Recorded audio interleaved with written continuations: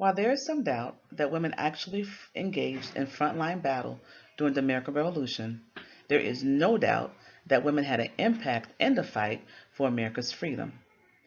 They disguised themselves as women, as men. They fought in various battles. They served as couriers, cooks, medics, and spies. They even became very vocal with their position in the fight for America's freedom and the government.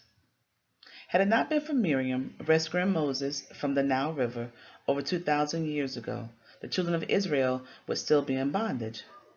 Mary McLeod Bethune acted selflessly when she took it upon herself to educate young black girls who were deemed as undesirable.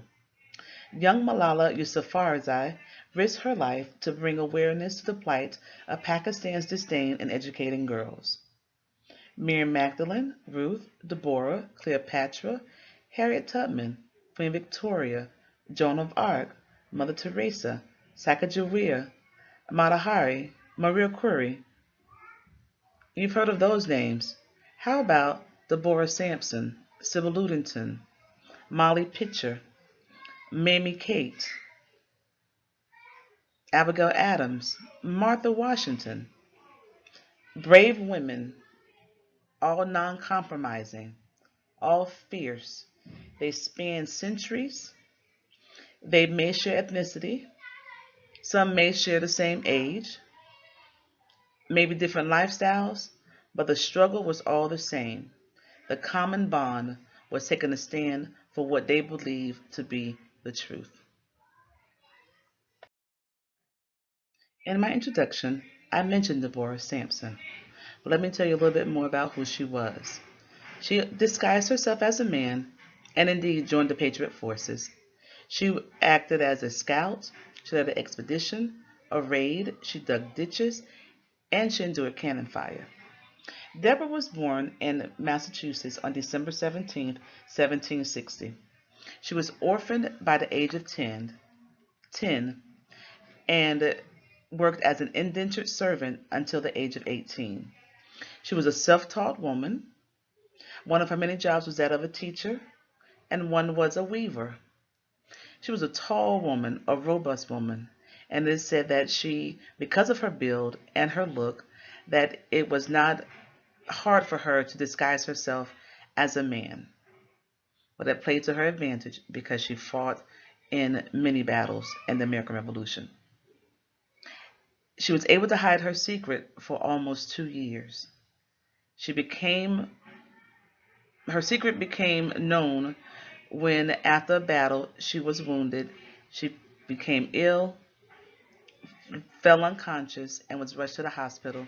And there is when it was revealed that this man was indeed a woman.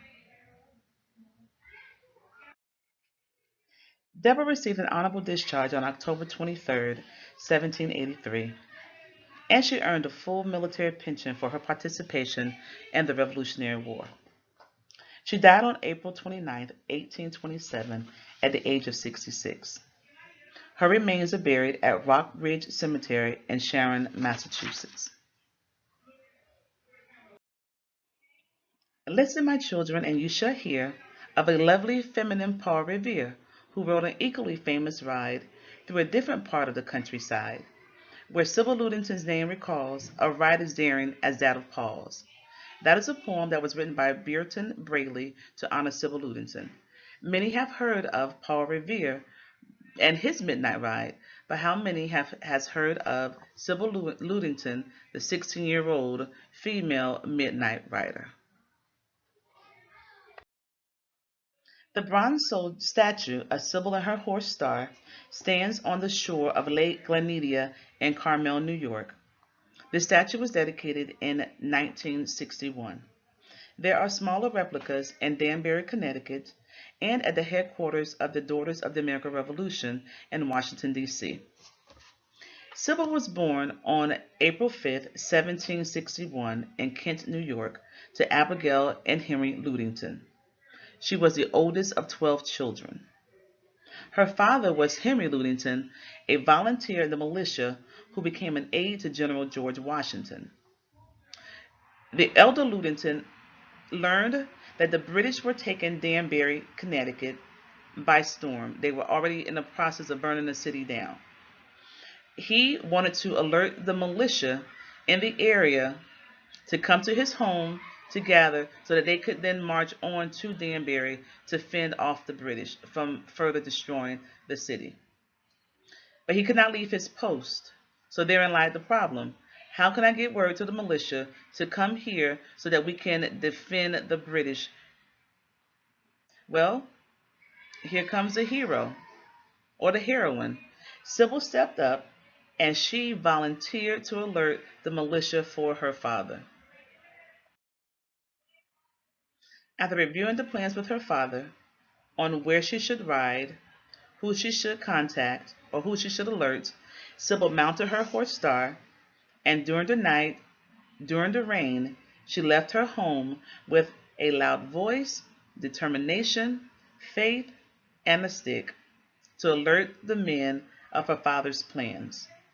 She rode through Kent, Mahopac, Stormville, Putnam, and Dutchess counties by herself, dodging danger along the way. The trip, a total of 40 miles round trip.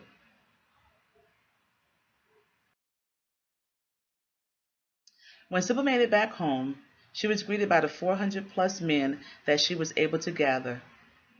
The militia were not successful against the British in the battle in Danbury, but what it showed the British is that they had a fight on their hands. The town of Fredericksburg was renamed Ludingtonville in honor of Sybil Ludington and her selfless, heroic act. Now, there are no official documents showing that Sybil was ever recognized during her lifetime for the famous 40-mile ride, midnight ride. But in 1935, the New York State Education Department posted historical markers tracing Sybil's midnight ride and her home site. She was later honored, in she was honored in 1975 with the U.S. postal stamp. This honor has been bestowed to only 34 women before her.